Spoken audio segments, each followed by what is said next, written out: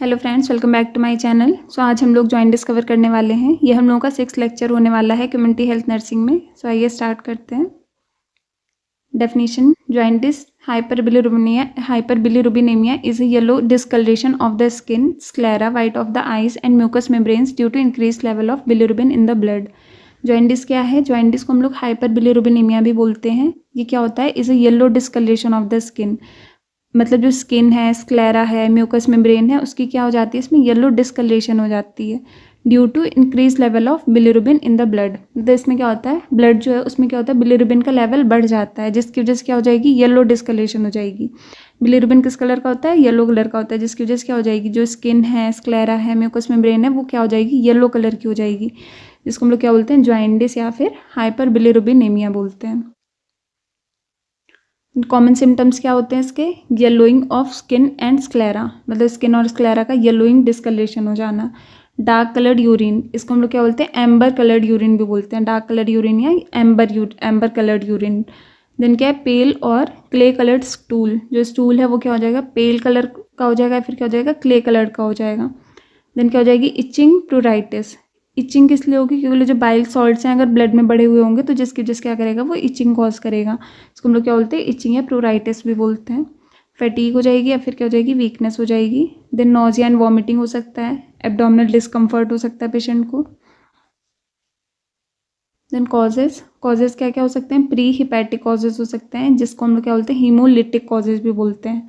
इसमें क्या हो जाएगा? Excessive break down of red blood cells, मतलब जो आरबीसीज हैं उनका क्या होगा? एक्सेसिव ब्रेक डाउन हो जाएगा, जिसकी वजह से क्या हो सकता है? जॉइंटिस हो सकता है। हीमोलिटिक एनीमिया हो जाएगा। हीमोलिटिक एनीमिया में क्या होता है? मतलब जो आरबीसीज हैं उनका ब्रेक डाउन हो जाता है। मलेरिया हो सकता है, मलेरिया की वजह से क्या हो सकता है? जॉइंटिस को कॉज कर सकता है। देन हिपैटिक में क्या होगा? इंट्रा हिपैटिक में वायरल हेपेटाइटिस। वायरल हेपेटाइटिस में हेपेटाइटिस ए हो सकता है, हेपेटाइटिस बी हो सकता है, हेपेटाइटिस सी हो सकता है। अल्कोहलिक लीवर डिजीज़ हो सकती है कोई भी। ड्रग इंड्यूस्ड लीवर इंजरी हो सकती है कोई भी। फिर सिरोसिस हो सकती है। देन क्या है? पोस्ट हिपैटिक या फिर ऑब्स्ट्रक्टिव। पोस्ट हिपैटिक को हम लोग क्या बोलते हैं? ऑब्स्ट्रक्टिव भी बोलते हैं। जो प्री हिपैटिक है, प्री हिपैटिक को क्या बोलते हैं? हीमोलिटिक। देन हिपैटिक को इंट्रा हिपैटिक। देन उसके बाद में पोस्ट हिपैटिक को क्या बोलेंगे? ऑब्स्ट्रक्टिव। इसमें क्या हो सकता है? गोल्ड स्टोन की वजह से हो सकता है। ट्यूमर ऑफ बाइल डक्ट या फिर पैनक्रियास में कोई ट्यूमर है उसकी वजह से हो सकता है। बाइल डक्ट का अगर ऑब्स्ट्रक्शन है तो उसकी वजह से भी क्या हो सकता है? जॉइंटिस हो सकता है। देन डायग्नोसिस कैसे करेंगे हम लोग? सबसे पहले क्लिनिकल हिस्ट्री लेनी है, फिजिकल एग्जामिनेशन करना है पेशेंट का। देन उसके बाद में ब्लड टेस्ट करेंगे, जिसमें हम लोग क्या करेंगे? सीरम बिलिरुबिन लेवल जो है वो चेक करेंगे। लीवर फंक्शन टेस्ट करेंगे, जिसमें क्या करना है? ALT, AST एंड ALP जो है वो लेवल चेक करेंगे हम लोग।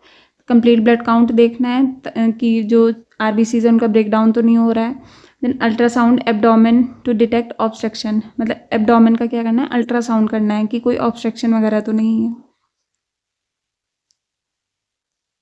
देन उसके बाद में हम लोग क्या करेंगे? मैनेजमेंट में क्या करेंगे हम लोग? ट्रीट द अंडरलाइंग कॉजेज, जो भी अंडरलाइंग कॉज है उसको ट्रीट करेंगे। एडिक्वेट रेस्ट के लिए बोलना है पेशेंट को, न्यूट्रिशन के लिए बोलना है।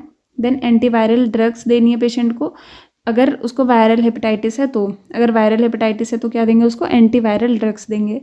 देन अवॉइड अल्कोहल कम्प्लीटली, मतलब अगर पेशेंट अल्कोहल कंज्यूम कर रहा है तो उसको अवॉइड करने के लिए बोलना है कम्प्लीटली। देन विटामिन सप्लीमेंटेशन करना है, स्पेशली क्या करेंगे? विटामिन के करेंगे। विटामिन के किस लिए करेंगे? ये क्या करता है? आरबीसी के फॉर्मेशन जो है उसमें मदद करता है, तो विटामिन के सप्लीमेंटेशन जो है वो करेंगे हम लोग। देन उसके बाद में क्या करेंगे? सर्जिकल और एंडोस्कोपिक मैनेजमेंट इन ऑब्स्ट्रक्टिव जॉइंटिस, मतलब अगर ऑब्स्ट्रक्टिव जॉइंटिस है, कहीं पे ऑब्स्ट्रक्शन हो रही है, अगर उसकी वजह से जॉइंटिस कॉज हो रहा है तो क्या कर सकते हैं? सर्जिकली भी उसको मैनेज कर सकते हैं या फिर एंडोस्कोपिक मैनेजमेंट जो है वो कर सकते हैं। Then refer to a gastroenterologist if liver disease is suspected. अगर कोई भी उसको लीवर डिजीज सस्पेक्ट हो रही है तो फिर क्या करना है? उसको गैस्ट्रोएंट्रोलॉजिस्ट के पास में रेफर करना है। Then refer to a surgeon in case of bile duct obstruction और गॉल स्टोन प्रेजेंट। अगर पेशेंट में क्या है? गॉल स्टोन प्रेजेंट है या फिर कोई भी बाइल डक्ट का ऑब्स्ट्रक्शन हो रहा है तो फिर किसके पास में रेफर करना है? उसको सर्जन जो है उसके पास में रेफर करना है। So thank you. आज के लेक्चर में इतना ही। नेक्स्ट का टॉपिक हम लोग नेक्स्ट के लेक्चर में कवर करेंगे। सो अगर आपको मेरा वीडियो पसंद आया तो please like share subscribe. Thank you.